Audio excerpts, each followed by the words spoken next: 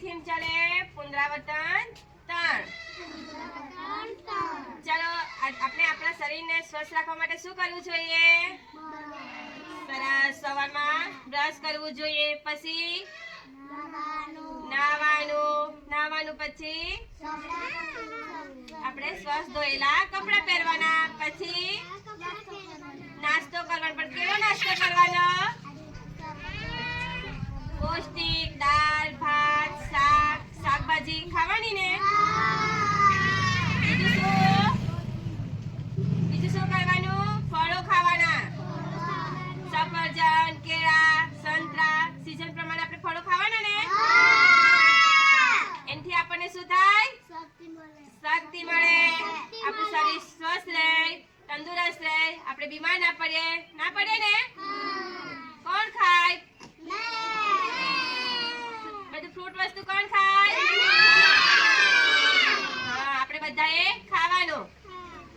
પછી રોટલી, શાક, દાળ, ભાત એ પણ ખાવાનું. આપણે પડીકા ખાવું જોઈએ કે નહીં? કેમ નહીં ખાવું જોઈએ?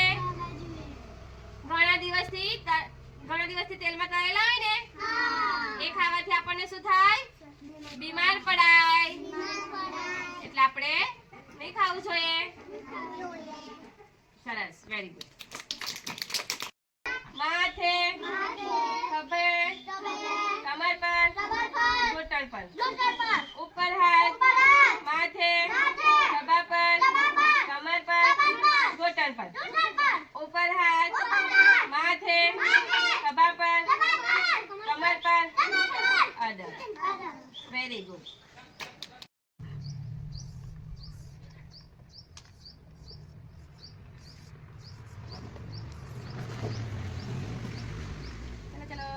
એકડે એક, એકડે એક, બગાડે બે,